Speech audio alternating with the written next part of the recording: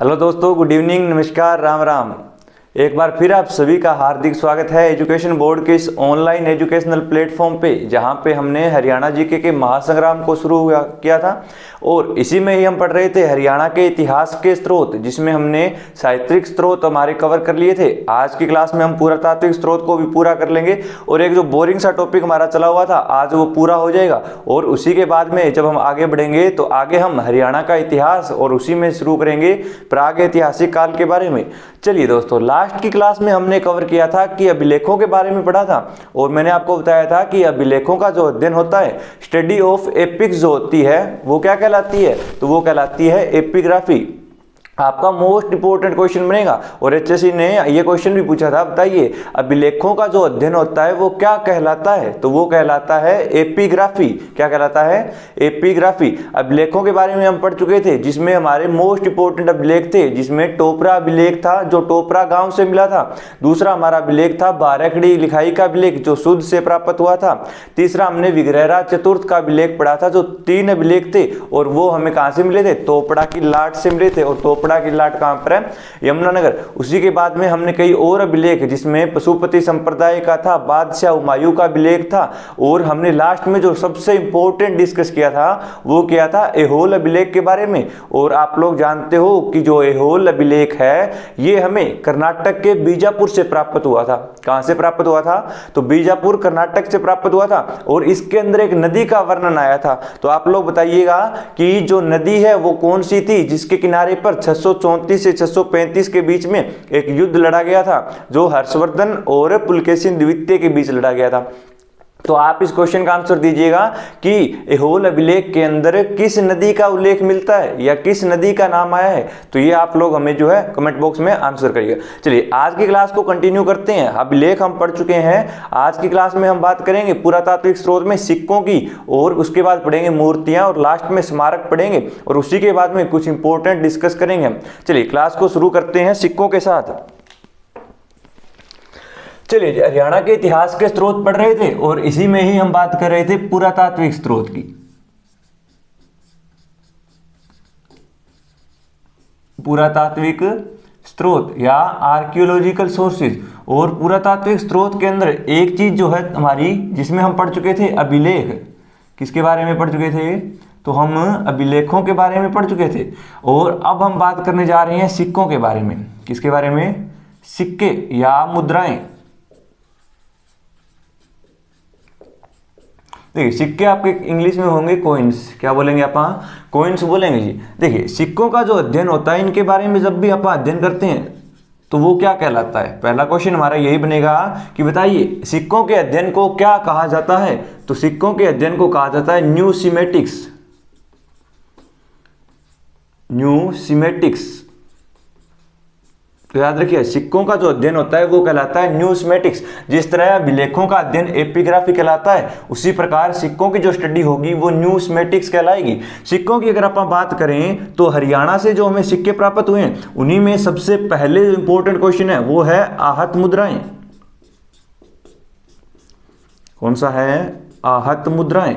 देखिए, आहत मुद्राओं को ही हम बोलते हैं पंचमारक कॉइन्स। क्या बोलेंगे? इन्हें हम बोलेंगे पंचमारक कॉइन्स।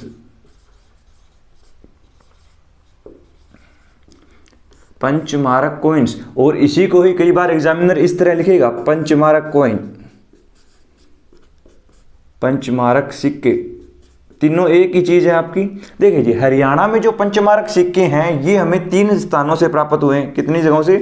3 जगहों से प्राप्त हुए हैं। और इन्हीं 3 जगहों में आपने नाम सुना होगा शुद्ध का, जो कि यमुनानगर में पड़ता है। शुद्ध यमुनानगर से। दूसरी जो हमारी जगह है वो है नौरंगाबाद। नौरंगाबाद जो भिवाड़ी में पड़ता है। और तीसरी जो है अग्रोहा। इन्हीं तीनों जगहों से हमें क्या मिले थे? पंचमारक सिक्के मिले थे। और अग्रोहा कहां पे पड़ता है आपका? हिसार में। कहाँ पे पड़ता है? हिसार में। आहत मुद्राएं या पंचमारक कॉइन क्या होते हैं जी? देखिए जी, पुराने समय में क्या था, धातु को पिघलाया जाता था और धातु को पिघलाकर उसके ऊपर कोई भी एक विशेष तरह का चिन्ह बना दिया जाता था जो उस राज्य से संबंधित होता था। देखिए पंच, पंच का मतलब क्या होता है? मुक्का होता है। क्या होता है? मुक्का होता है। जब भी आपको, अब सर्दियों का मौसम है और आपको कोई मुक्का मारता है तो आपके मुंह से आवाज निकलती है, आह निकलती है ना। उसी प्रकार उस समय क्या होता था, जो धातु पिघला दी जाती थी और उसी धातु के ऊपर एक विशेष तरह का चिन्ह बना दिया जाता था जो कि उस राजा से संबंधित हुआ करता था, वही सिक्के क्या कहलाते थे? वो कहलाते थे आहत मुद्राएं या पंचमारक कॉइन। और ये हरियाणा में 3 जगहों से प्राप्त हुए, जिसमें सबसे पहले हमारी कौन सी? शुद्ध, दूसरा हमारा कौन सा? नौरंगाबाद, और तीसरा अग्रोहा। तो आहत मुद्राएं या पंचमारक कॉइन्स दोनों एक ही चीज है, बस नाम इनके क्या है? अलग अलग है। चलिए इसके बाद जो इंपॉर्टेंट हमारा सिक्का बनता है वो है इंडो ग्रीक सिक्का। कौन सा है? तो वो है हमारा इंडो ग्रीक सिक्का या इंडो ग्रीक कॉइन। देखिए इंडो ग्रीक सिक्के जो हैं ये हमें खोखरा कोट से प्राप्त हुए हैं। खोखरा कोट, और खोखरा कोट जो है ये हरियाणा के रोहतक जिले में पड़ता है। कहां पे पड़ता है? रोहतक जिले में। देखिए आपको इंग्लिश का वर्ड दिखाई दे रहा है इंडो ग्रीक। इंडो का मतलब है इंडिया। क्या है? इंडिया, भारत जो है हमारा। ग्रीक, ग्रीक के बारे में आप लोग जानते हो, ग्रीक एक देश है। तो इसी को ही बोला जाता है हिंद यवन शासकों के सिक्के। क्या बोलेंगे? तो इसी को ही बोला जाएगा हिंद यवन शासकों के सिक्के। तो जब भी आपसे पूछे इंडो ग्रीक सिक्के या पूछे हिंद यवन शासकों के सिक्के तो आप लोग आंसर कर दीजिएगा ये हमें खोखरा कोट रोहतक से मिले। देखिए ग्रीक का मतलब यहाँ पे क्या है? तो ग्रीक एक देश है जिसे आप लोग यूनान के नाम से जानते हो और इसी यूनान को कहा जाता है यवन। तो हिंद यवन शासकों के सिक्के पूछे जाए, चाहे आपसे पूछे इंडो ग्रीक सिक्के, तो दोनों एक ही चीज है। ग्रीक जो देश है इसकी राजधानी या इसकी कैपिटल है एथेंस। क्या है? एथेंस है। उसके बाद आपसे पूछा जाएगा, बताइए समुद्रगुप्त के सिक्के। किसके सिक्के पूछे जाएंगे? समुद्रगुप्त के सिक्के। और मोस्ट इंपोर्टेंट क्वेश्चन है ये, एग्जाम में पूछा भी जा चुका है। बताइए समुद्रगुप्त के सिक्के हरियाणा में कहां से मिले? तो समुद्रगुप्त के जो सिक्के हैं ये हमें मिले थे मिथ्याथल से। कहां से मिले थे? मिथ्याथल।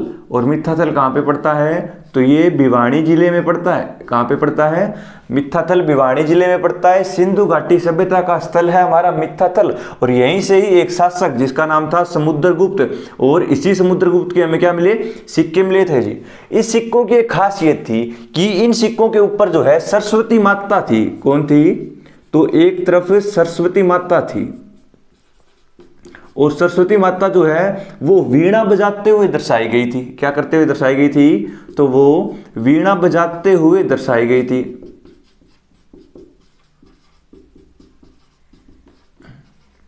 अब इसके सिक्कों पर वीणा थी और सरस्वती माता भी थी, तो इसका मतलब क्या हुआ कि जो समुद्रगुप्त है ये क्या था? तो ये संगीत प्रेमी हुआ करता था। क्या था? ये संगीत से प्रेम किया करता था, इसीलिए इसने अपने जो सिक्के चलाए थे और उन्हीं सिक्कों के ऊपर किसको दर्शाया था? तो इन्होंने सरस्वती माता को दर्शाया था और सरस्वती माता के हाथों में क्या थी? वीणा थी। तो याद रखिएगा समुद्रगुप्त का जो सिक्का ये मिथ्याथल भिवानी से मिला और इसकी ये खासियत थी कि ये क्या था? सरस्वती माता से संबंधित था। और इसी से हमें जानकारी मिली कि समुद्रगुप्त जो है ये क्या था? संगीत प्रेमी। देखिए आगे जब आप पढ़ेंगे गुप्त साम्राज्य के बारे में तो उसी में समुद्रगुप्त को फिर से पढ़ेंगे। इसी समुद्रगुप्त को कहा जाता है भारत का नेपोलियन। क्या कहा जाता है? भारत का नेपोलियन। और इसे ये उपाधि दी थी विसेंट स्मिथ ने। किसने दी थी? विसेंट स्मिथ ने इसे उपाधि दी थी। चलिए जी समुद्रगुप्त से आगे बढ़ते हैं और अब हम बात कर लेते हैं एक गणराज्य की जिसका नाम है यौधेय गणराज्य।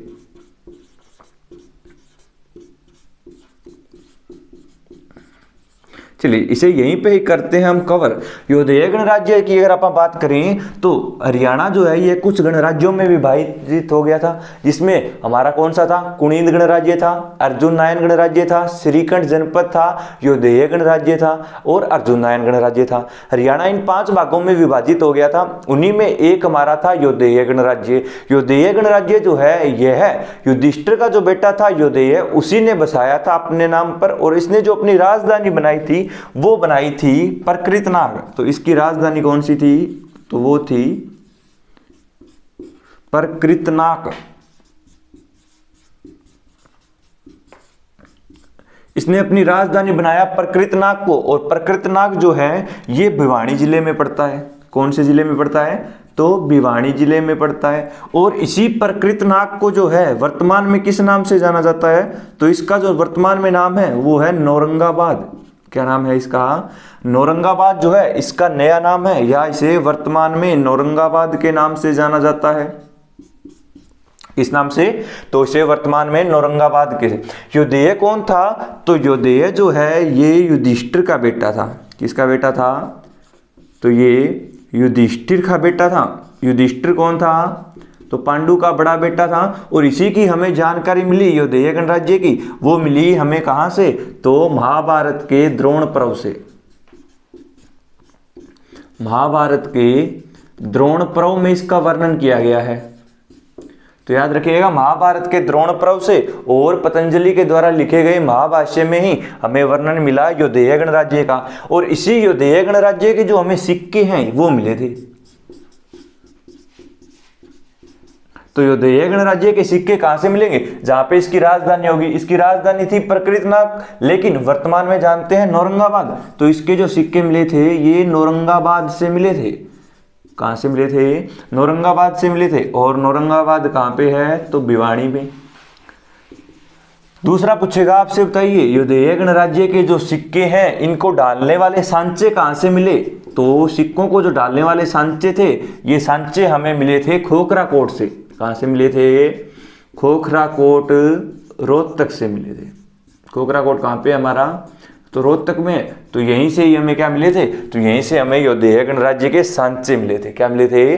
सांचे मिले थे। चलिए आगे बढ़ते हैं और एक दो सिक्कों की और बात करते हैं। तो याद रखिएगा जी, जैसे हमने बात की योधेय गणराज्य की, उसी प्रकार अगर गणराज्य, कौन सा गणराज्य है?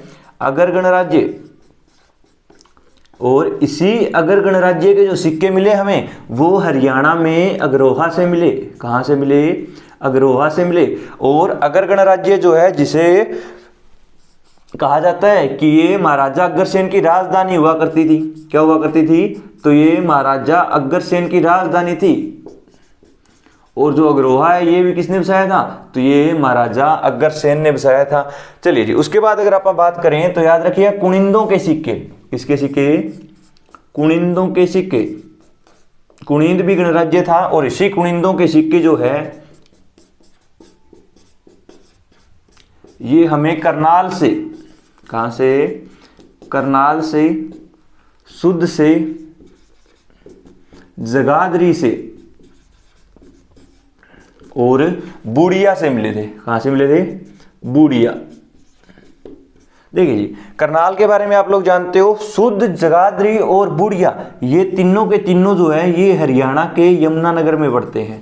कहां पे पड़ते हैं? यमुनानगर में पड़ते हैं। और सुध के बारे में तो आपको पढ़ाया भी गया था कि सुध से हमें एक अभिलेख मिला था। तो वो आप बताइएगा सुध से कौन सा अभिलेख मिला था और इसे वर्तमान में कहां पर रखा गया है? जगाधरी जो है इसका पुराना नाम हुआ करता था युगंधर, और बूढ़िया जो है यहाँ पे था बीरबल का रंग महल। तो ये तीनों के तीनों हमारे कहां पे पड़ते हैं? ये हमारे यमुनानगर में पड़ते हैं। चलिए एक इंपॉर्टेंट सिक्का हमारा और है, उसके बारे में याद रखिएगा। और वो सिक्का है हमारा इंडो सिसियानियन का सिक्का।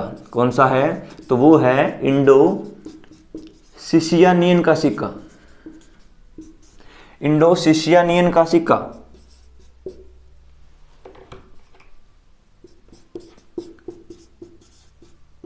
देखिए जी, इंडो सिसियानियन का जो सिक्का है ये हमें कपाल मोचन से मिला।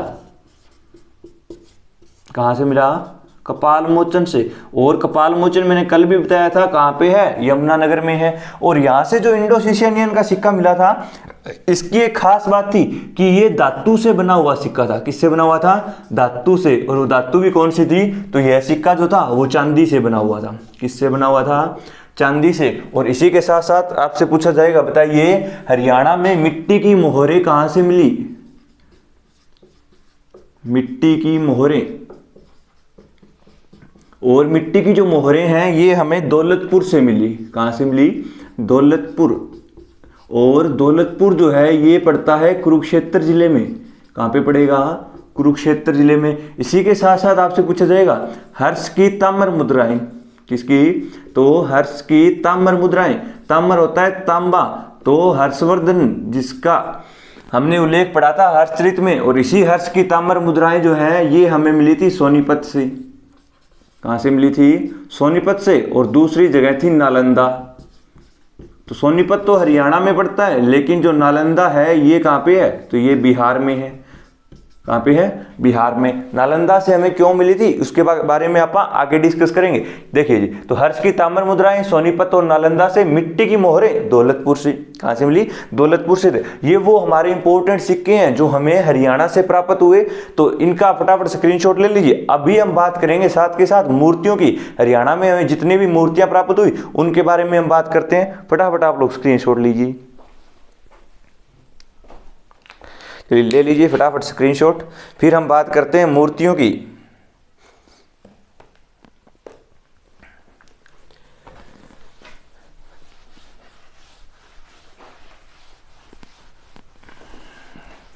देखिए, आपके जो नोट्स थे, जितने भी हमारे लेक्चर हुए हैं 3-4, उनके सारे के सारे नोट्स जो हैं वो एजुकेशन बोर्ड 11 के आपको टेलीग्राम चैनल पे प्रोवाइड करवा दिए गए हैं। लेकिन नोट्स सिर्फ आपको ये नहीं है कि आपने नोट्स ले लिए तो बस काम हो गया, उनको साथ के साथ रिवाइज करते हुए चलिए, और जो भी क्वेश्चन आपसे पूछे जा रहे हैं उनका आंसर दीजिए। और इस संडे को आपको जितना भी पढ़ाया है उसका एक टेस्ट प्रोवाइड करवाया जाएगा, तो आपको जो है वो टेस्ट भी करके देखना है कि आपको कितनी की चीज़ें जो है याद है या कितनी चीज़ें आप लोग जो है भूल चुके हो। चलिए जी, हम बात करते हैं मूर्तियों की। किसकी बात करते हैं? अब बात करेंगे मूर्तियों की। मूर्तियां होती हैं हमारे स्टेचू। क्या होते हैं? स्टेचू होते हैं। देखिए, अगर आप बात करें मूर्तियों की, तो हरियाणा के अंदर हमें जो मूर्तियां मिली है, हरियाणा राज्य में हमें जो मूर्तियां मिली हैं वो हमें स्पेशली 3 धर्म की मिलती है। कितने धर्म की? 3। और उसी में ही सबसे पहले आती है हमारी वैष्णव धर्म की। किस धर्म की? वैष्णव धर्म की। और दूसरी जो हमें मूर्ति मिलती है वो हमें मिलती है जैन धर्म की। जैन धर्म के बारे में भी आपको पढ़ाया गया था। और तीसरी जो हमें मूर्तियां मिली वो मिली बौद्ध धर्म की। तो मूर्तियों को हम 3 भागों में डिवाइड करेंगे, और इसी में ही हमने बात की वैष्णव की, जैन धर्म की और बौद्ध धर्म की मूर्तियों की हमने बात की। चलिए, जैन धर्म की जो मूर्तियां हैं ये हरियाणा में 2 जगहों से प्राप्त हुई। कितनी जगहों से? तो 2 जगहों से प्राप्त हुई, जिसमें एक तो था आपका हांसी। क्या था? हांसी था। और दूसरा जो था आपका वो है सनीला। हांसी जो है ये हरियाणा के अगर हिसार जिले में पड़ता है। कहाँ पे पड़ता है आपका? हिसार में पड़ता है हांसी, जिसका पुराना नाम था आसी। और जो सनीला है ये पड़ता है चरखी दादरी में। कहाँ पे पड़ेगा? चरखी दादरी में पड़ेगा। और बौद्ध धर्म की मूर्तियों की अगर आप बात करें तो बौद्ध धर्म की संपूर्ण महात्मा बुद्ध की मूर्तियां मिली है। संपूर्ण मूर्तियां हैं, और इन मूर्तियों की संख्या जो है ये कितनी है? तो इनकी है 2। और ये दोनों की दोनों हमें कहां से मिली? तो ये हमें मिली है ब्राह्मणवास से। कहां से मिली है? ब्राह्मणवास से। और ब्राह्मणवास जो है ये हरियाणा के रोहतक जिले में पड़ता है। कहां पे पड़ता है? तो हरियाणा के रोहतक जिले में ही पड़ता है आपका क्या? ब्राह्मणवास। और यहीं से ही हमें बौद्ध धर्म की या महात्मा बुद्ध की 2 संपूर्ण मूर्तियां मिली है। तो मोस्ट इंपोर्टेंट क्वेश्चन बनेगा, आपसे पूछा जाएगा बताइए ब्राह्मणवास से किस धर्म की मूर्तियां प्राप्त हुई हैं? तो वो हमें बौद्ध धर्म की हुई है। कितनी मिली? 2 मिली। किससे संबंधित थी? महात्मा बुद्ध से संबंधित थी। चलिए, वैष्णव धर्म की अगर आप बात करें तो आप लोग याद रखिएगा कि हरियाणा में जो सबसे प्राचीन मूर्तियां प्राप्त हुई, हरियाणा में सबसे प्राचीन मूर्तियां,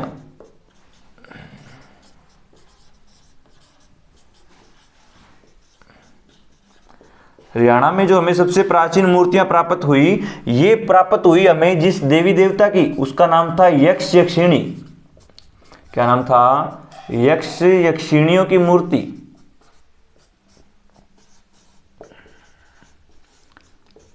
यक्ष यक्षिणियों की जो मूर्ति है ये हमें प्राप्त हुई पलवल से, हथीन से, भादस से, और इसी के साथ साथ ये प्राप्त हुई हमें फरीदाबाद से। अब आप कहोगे सर हम पलवल को जानते हैं, हम फरीदाबाद को जानते हैं, लेकिन हमें ये नहीं पता हथीन कहाँ पे है और भादस कहाँ पे है। तो याद रखिएगा हथीन जो है ये कहाँ पे पड़ता है, पलवल में, लेकिन जो भादस है आपका ये पड़ता है नू में।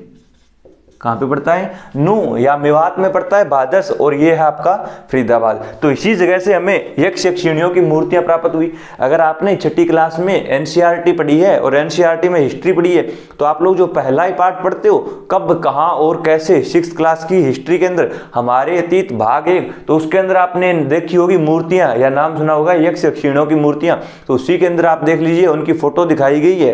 तो ये हमारे क्या थे, देवी देवता थे यक्ष और यक्षिणी, और इन्हीं की जो मूर्तियां हैं ये हरियाणा में सबसे प्राचीन मूर्तियां मानी गई है। कहां से प्राप्त हुई, तो ये हमें पलवल से, हथीन से, भादस जो नू में पड़ता है, और फरीदाबाद से प्राप्त हुई। चलिए इसके बाद अगर आप बात करें हम, तो आपने सुना होगा किसके बारे में, तो आपने सुना होगा, चलिए विष्णु के बारे में।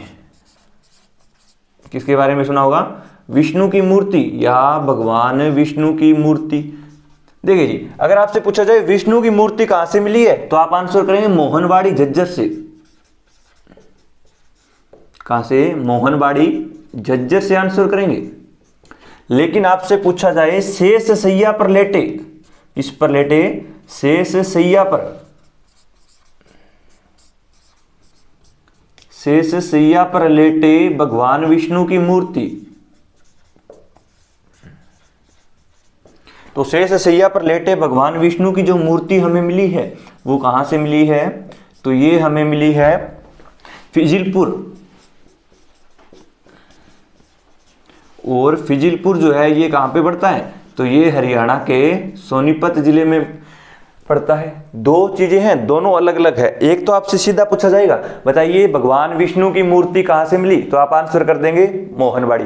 लेकिन आपसे पूछा जाएगा शेष सैया, शेष सैया क्या होती है, तो सांपों का जो बिस्तर होता है। आप लोग जानते हो भगवान विष्णु जो है ये सागर के नीचे किस पे रहते थे, सांपों के बिस्तर के ऊपर रहा करते थे, शेषनाग के ऊपर रहा करते थे। तो शेष सैया पर लेटे भगवान विष्णु की एक मूर्ति बनाई गई जो कि फिजिलपुर सोनीपत से प्राप्त हुई है। कहां से प्राप्त हुई है, फिजिलपुर सोनीपत से। चलिए आगे की हम बात करते हैं, एक मिनट दीजिए। चलिए आगे आपसे पूछा जाएगा सूर्य देवता की मूर्ति, सूर्य देवता की मूर्ति। देखिए जब भी आपसे पूछा जाए बताइए सूर्य देवता की मूर्ति कहां से प्राप्त हुई, तो सीधा सा आंसर होगा अग्रोहा हिसार से, अग्रोहा हिसार से प्राप्त हुई। लेकिन आपसे पूछा जाए सूर्य स्तंभ पर बनी हुई मूर्ति, सूर्य स्तंभ पर बनी मूर्ति, तो तब आप आंसर करेंगे अमीन। कहां से प्राप्त हुई है हमें, अमीन। और अमीन कहां पे पड़ता है, कुरुक्षेत्र जिले में पड़ता है। तो यहां देखिए दो क्वेश्चन अलग अलग फिर आए हैं। एक तो सीधा पूछेगा सूर्य देवता की मूर्ति अग्रोहा हिसार से, दूसरा पूछेगा सूर्य स्तंभ पर बनी हुई मूर्ति, यानी एक स्तंभ बनाकर उसके ऊपर एक मूर्ति बनाई गई, वो हमें अमीन कुरुक्षेत्र से। देखिए अमीन का नाम आया है, तो अमीन जो गांव है ये कुरुक्षेत्र जिले का गांव है, और इसी अमीन का नाम बदल दिया गया है, और इसी का जो नया नाम रखा गया है वो रखा गया है अभिमन्युपुर।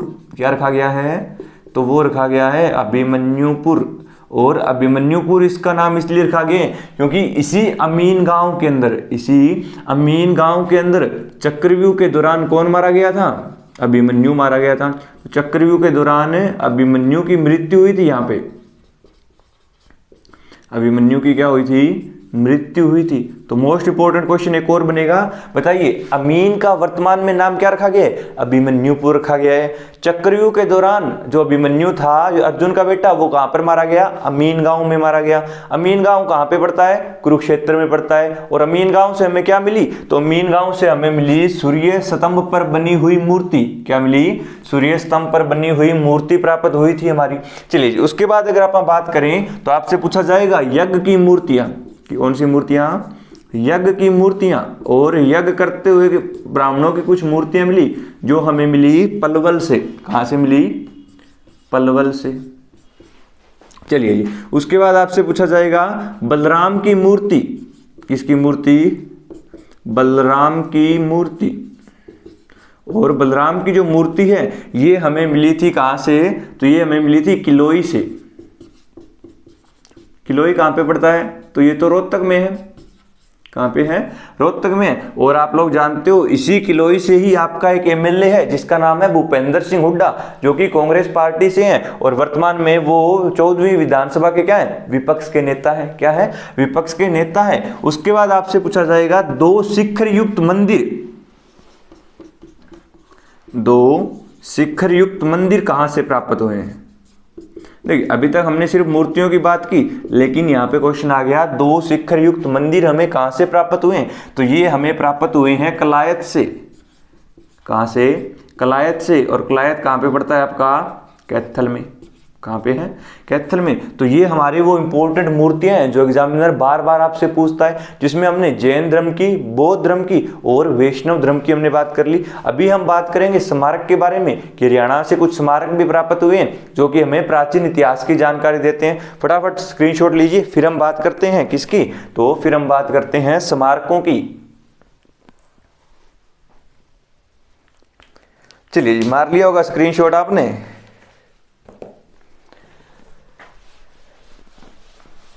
देखिए टॉपिक थोड़ा सा बोरिंग लग रहा होगा आपको, लेकिन टॉपिक बोरिंग नहीं है। यहाँ से क्वेश्चन आपका एग्जामिनर जरूर पूछता है, और हरियाणा जी के इतनी आसान है कि इसके कितने क्वेश्चन आते हैं, 30 क्वेश्चन आते हैं। और जाहिर सी बात है अगर 30 क्वेश्चन आएंगे तो हमारे 30 में से ये मान के चलिए 28 तो कम से कम सही होने चाहिए। कितने, 28। और अगर आपने पढ़ रखी है अच्छे से तो जाहिर सी बात है आपके सारे के सारे क्वेश्चन क्या हो जाएंगे, सही हो जाएंगे। और ये इतना आसान सब्जेक्ट है कि आप जो है सेकंडों में 4 से 5 सेकंड के अंदर आंसर करते हो। चलिए अब हम बात करते हैं स्मारकों की। किसकी बात करते हैं, हमारा लास्ट पॉइंट इसके अंदर है वो है स्मारक, जिसे आप क्या बोलते हैं, पिलर्स बोलते हैं। स्मारकों की अगर आप बात करें तो आपने सुना होगा चनेट्ठी का स्तूप। क्या सुना होगा, तो आपने सुना होगा चनेट्ठी का स्तूप। और चनेट्ठी का जो स्तूप है ये हमें जगाधरी से मिला था। कहां से मिला था, जगाधरी। और जगाधरी कहां पे पड़ता है, यमुनानगर में पड़ता है। देखिए चनेट्ठी का जो स्तूप है ये अशोक ने बनवाया था। किसने बनवाया था, अशोक ने बनवाया था। और अशोक जो है मौर्य वंश से था, तो इसी को बोल दिया जाता है मौर्यकालीन स्तूप। क्या बोलेंगे, इसी को बोलेंगे मौर्यकालीन स्तूप। चलिए अशोक का नाम आया है तो आप एक क्वेश्चन का आंसर दीजिएगा। आप लोग हमें बताइएगा कि अशोक ने एक अभिलेख लिखवाया था और वो अभिलेख हरियाणा में कहां से प्राप्त हुआ। आप लोग आंसर करिएगा इस बात का। चलिए अशोक ने ये चनेट्ठी का स्तूप भी बनवाया था, और इस स्तूप की जो हाइट है ना, इसकी ऊंचाई जो है वो है 8 मीटर। कितनी है, 8 मीटर इसकी हाइट है। और यही जो स्तूप है यह अर्धचंद्राकार है। कैसा है ये, तो ये अर्धचंद्राकार है, यानी आधे चांद के आकार का है। चलिए इसी के बाद दूसरा जो हमारा स्मारक है उसके बारे में याद रखिएगा, वो है कुषाण शैली में निर्मित द्वार स्तंभ। कुषाण शैली में निर्मित द्वार स्तंभ। और कुषाण शैली में एक द्वार बनाया गया, और वही द्वार जो है वो हमें कहां से प्राप्त हुआ, तो ये प्राप्त हुआ हमें रोहतक जिले से। कहां से प्राप्त हुआ, तो ये हमें हरियाणा के रोहतक जिले से प्राप्त हुआ। और इसी के साथ साथ एक और याद रखिएगा आप लोग कि जिस अशोक का नाम अभी हमने लिया मौर्यकालीन राजा तो था, और इसी अशोक की हमें लाट मिली थी। क्या मिली थी, लाट मिली थी। तो आपसे बार बार पूछा जाता है बताइए अशोक की लाट कहां से मिली, तो अशोक की जो लाट है ये हरियाणा में 3 जगहों से मिली, जिसके अंदर एक तो हमने बात की थी टोपरा की, तो टोपरा से, और टोपरा कहां पे है, ये है यमुनानगर, यहां से मिली। दूसरी हमें मिली फतेहाबाद से। कहां से मिली, फतेहाबाद से। और तीसरी जो लाट मिली हमें वो मिली थी हिसार से। कहां से मिली, हिसार से। तो हरियाणा में अशोक की जो लाट है ये 3 जगहों से प्राप्त हुई, जिसके अंदर हमने बात की किसकी, टोपरा की, दूसरा फतेहाबाद की, और तीसरी हिसार की। 2018 के अंदर आपसे क्वेश्चन पूछा गया था, बताइए अशोक की लाट जो है हरियाणा में कहां से प्राप्त हुई। तीनों ऑप्शन में थे, यमुनानगर था, दूसरा आपको ऑप्शन में दिया गया था कौन सा, आपको फतेहाबाद, तीसरा दिया गया था हिसार, और चौथा ऑप्शन था डी, वो था उपरोक्त सभी। तो इसका आंसर क्या हो जाएगा, उपरोक्त सभी हो जाएगा। तो हमने पूरे के पूरे पुरातात्विक स्रोत को कवर कर लिया, जिसके अंदर हमने अभिलेख और सिक्के, मुद्राएं, और उसी के साथ हमने कवर कर लिए मूर्तियां और स्मारक पढ़ लिए हैं। चलिए अब हम कुछ इंपॉर्टेंट फैक्ट डिस्कस करते हैं कि सर आपने ये तो हमें पढ़ा दिया कि खुदाई से हमें क्या क्या मिला, लेकिन आपने अभी तक हमने ये नहीं बताया कि खुदाई जो हुई थी ये की किसने थी। तो जाहिर सी बात है कि खुदाई करने वाला कोई ना कोई तो रहा होगा। तो अब हम बात करते हैं उन व्यक्तियों की। तो लिखिए आप लोग इंपॉर्टेंट फैक्ट्स, इंपॉर्टेंट फैक्ट्स या महत्वपूर्ण तथ्य।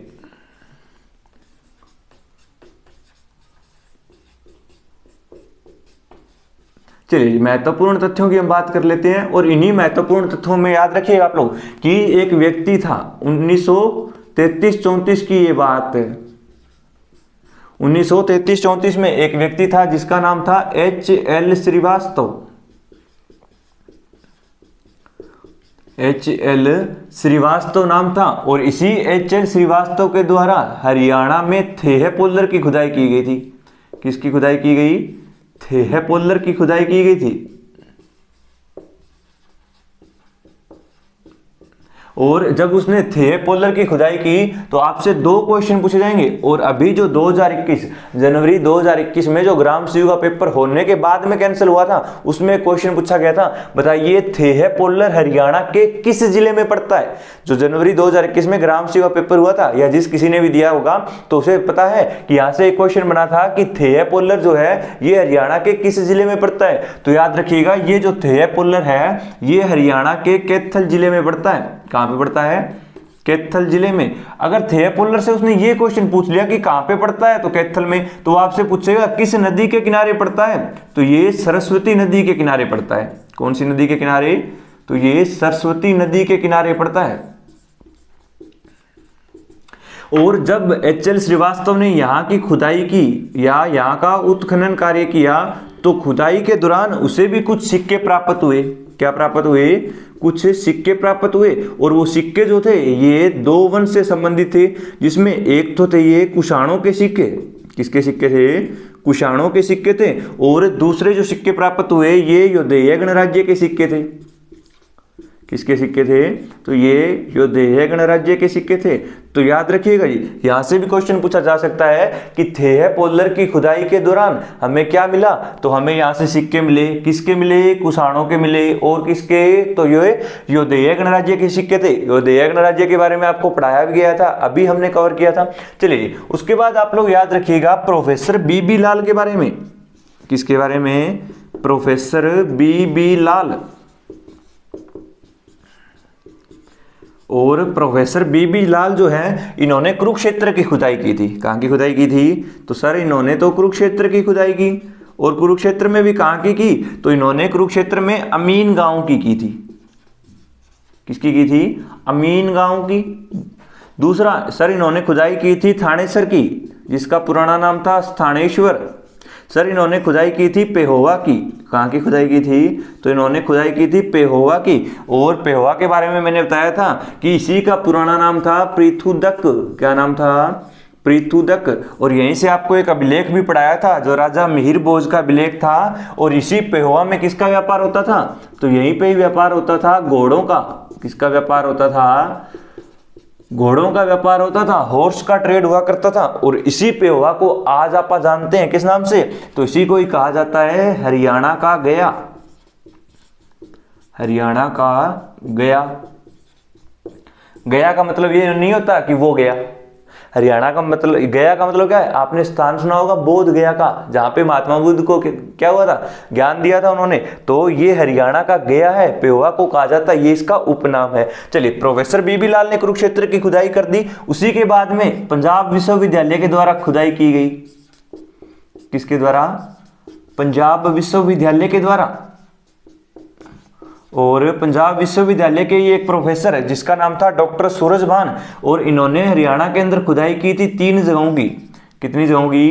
3 जगहों की इन्होंने खुदाई की, जिसके अंदर इन्होंने खुदाई की थी सुध की। किसकी खुदाई की थी? सुध की खुदाई की थी। इन्होंने खुदाई की थी मिथ्याथल की। और तीसरा इन्होंने खुदाई की थी सीसवाड़ की। तो इन्होंने 3 जगहों की खुदाई का काम किया था। तो 1964-65 में खुदाई की थी इन्होंने किस जगह की, 1964-65 में शुद्ध की खुदाई की, 1968 में मिथ्याथल की खुदाई की और 1970 में सीसवाड़ की खुदाई की थी। तो इन्हीं तीनों की खुदाई की गई थी पंजाब विश्वविद्यालय के द्वारा। और पंजाब विश्वविद्यालय के किस व्यक्ति के द्वारा, तो प्रोफेसर सूरजभान। किसने की थी, तो प्रोफेसर सूरजभान ने खुदाई की थी। चलिए दोस्तों, आज की क्लास में हमने जितने भी हमारे क्या थे इतिहास के स्रोत थे और जो महत्वपूर्ण पॉइंट थे वो सारे डिस्कस कर लिए। अगर आपको कोई भी डाउट होता है तो आप हमसे कमेंट बॉक्स में पूछ सकते हो। और आज की जो भी हमारी पीडीएफ रहेगी वो टेलीग्राम चैनल एजुकेशन बोर्ड 1 पे प्रोवाइड करवा दी जाएगी। तो आप जो है अपने घरों में बने रहिए और पढ़ते रहिए। सीटी का एग्जाम जो है वो जरूर मार्च के स्टार्टिंग तक ले लिया जाएगा। अगर मार्च तक नहीं होता है तब भी आपको अपनी तैयारी करते हुए रहना है। तो हम हरियाणा जीके को बिल्कुल आराम से कवर करेंगे। तो आप लोग पढ़ते रहिए। तब तक के लिए शुक्रिया, धन्यवाद। Have a nice day.